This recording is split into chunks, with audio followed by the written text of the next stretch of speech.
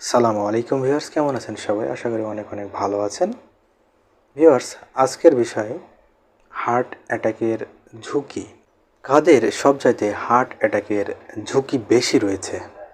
Viewers, বেশিরভাগ ক্ষেত্রে heart attack হয়ে থাকে যখন হার্টের যে রক্তনালীগুলো রয়েছে, যেগুলো হার্টে রক্ত সরবরাহ করে থাকে, সেই রক্তনালীগুলো ব্লকেজের কারণে।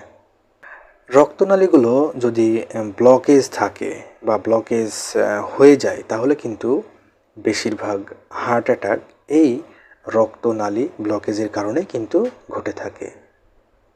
এখন বিষয় হচ্ছে কাদের সবচাইতে বেশি হার্ট অ্যাটাকের ঝুঁকি রয়েছে। ভিউয়ার্স, প্রথমত বলতে গেলে ফ্যামিলি হিস্টোরি একটি বিষয় রয়েছে, অর্থাৎ পারিবারিক ইতিহাস। পারিবারিক ইতিহাসে যদি আপনার বাবা মায়ের যদি হার্ট অ্যাটাকের কোনো ইতিহাস থেকে থাকে, তাহলে কিন্তু আপনার হার্ট অ্যাটাকের সম্ভাবনা হতে পারে। আপনার বাবা মায়ের যদি হার্টের কোনো ব্যাধি হয়ে থাকে বা হয়েছিল, তাহলে কিন্তু আপনার হার্টের সমস্যা দেখা দিতে পারে। এবং যদি হার্ট অ্যাটাক হয়ে থাকে, তাহলে কিন্তু আপনার হার্ট অ্যাটাকের ঝুঁকি একটু বেশি থাকতে পারে অন্য ব্যক্তির তুলনায়। এক্ষেত্রে আপনাকে অবশ্যই সতর্কতা অবলম্বন করতে হবে।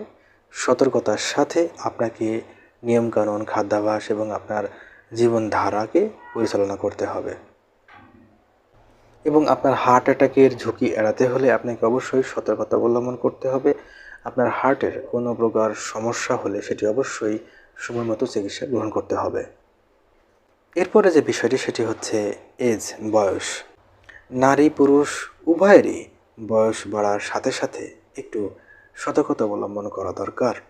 যেমন বয়স 40 পার হলেই আপনাকে অবশ্যই একটু সতর্কতা অবলম্বন করতে হবে আপনার শরীরের দিকে, যেহেতু এই সময়গুলোতে শরীরের নানাবিধ সমস্যা হয়ে থাকে।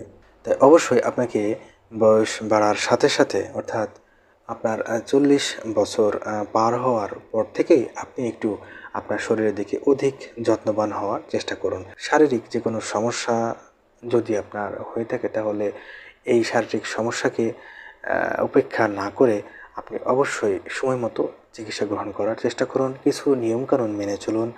সেটি হতে পারে খাদ্যাভ্যাস, সেটি হতে পারে আপনার লাইফস্টাইল, সেটি হতে পারে আপনার কিছু নিয়মকানুন।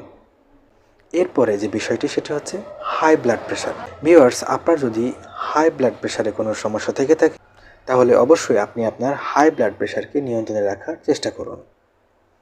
হাই ব্লাড প্রেশারকে বলা হয়ে থাকে সাইলেন্ট কিলার, অর্থাৎ এটি নীরবে আপনার শরীরের অনেক ক্ষতি করতে পারে, বিশেষ করে আপনার হার্টের অনেক সমস্যা হতে পারে। তাই হাই ব্লাড প্রেশার থেকে আপনাকে দূরে থাকতে হলে অবশ্যই আপনাকে আপনার শরীরের দিকে অধিক যত্নবান হতে হবে এবং আপনাকে অধিক সতর্কতা অবলম্বন করতে হবে। এরপর রয়েছে অ্যালকোহল বা টোবাকো ইউজ, অর্থাৎ আপনি যদি অতিরিক্ত মাত্রায় অ্যালকোহল সেবন করে থাকেন, আপনি যদি তামাকজাত দ্রব্য ব্যবহার করে থাকেন বা তামাকজাত দ্রব্য সেবন করে থাকেন, তাহলে এগুলো থেকে আপনাকে অবশ্যই দূরে থাকতে হবে। আপনার শরীরকে ভালো রাখতে হলে, বিশেষ করে আপনার হার্টকে ভালো রাখতে হলে, এগুলো যদি আপনি পরিহার না করতে পারেন বা এড়িয়ে না চলতে পারেন, তাহলে আপনার একটি পর্যায়ে হার্ট অ্যাটাকের ঝুঁকি বেড়ে যেতে পারে। এরপরে যে বিষয়টি সেটি হচ্ছে উচ্চ কোলেস্টেরল।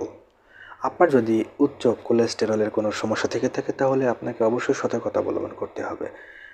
উচ্চ মাত্রার কোলেস্টেরল যদি আপনার থেকে থাকে, তাহলে আপনার হার্ট অ্যাটাকের ঝুঁকি কিন্তু বেড়ে যেতে পারে। তাই অবশ্যই আপনি কোলেস্টেরলকে নিয়ন্ত্রণে রাখার চেষ্টা করুন আপনার হার্ট অ্যাটাকের ঝুঁকি এড়াতে। ভিউয়ার্স, এরপরে যে বিষয়টি সেটি হচ্ছে ডায়াবেটিস।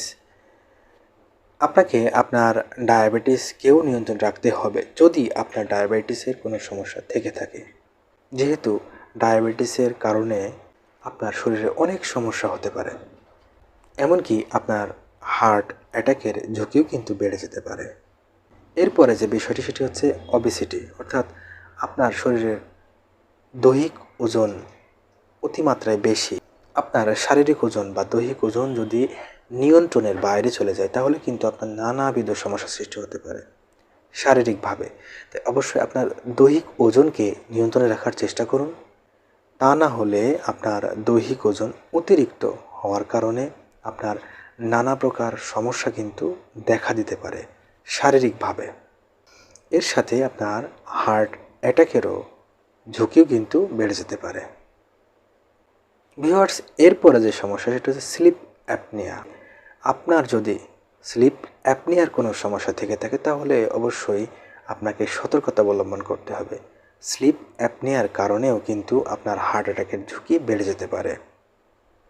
আপনার যদি ঘুমের ভিতরে কোনো সমস্যা হয়ে থাকে, আপনার যদি নাক ডাকার কোনো সমস্যা হয়ে থাকে, আপনার যদি শ্বাস প্রশ্বাসের কোনো সমস্যা হয়ে থাকে তাহলে কিন্তু অবশ্যই আপনাকে সতর্কতা অবলম্বন করতে হবে এবং আপনাকে একটি সময় মতো চিকিৎসা গ্রহণ করার চেষ্টা করতে হবে। ভিউয়ার্স, এরপরও রয়েছে অতিরিক্ত স্ট্রেস অ্যাংজাইটি। আপনার অতিমাত্রার স্ট্রেস অ্যাংজাইটি কিন্তু আপনার হার্ট অ্যাটাকের ঝুঁকি বাড়িয়ে দিতে পারে। ভিউয়ার্স, আজকে এই পর্যন্তই। দেখা হবে অন্য কোনো নতুন একটি ভিডিওতে। সে পর্যন্ত সকলে ভালো থাকুন, সুস্থ থাকুন এবং নিরাপদে থাকুন এবং আয়ান হোমিও ক্লিনিকের এই চ্যানেলটির সাথে থাকুন এবং চ্যানেলটিকে অবশ্যই সাবস্ক্রাইব করে রাখুন।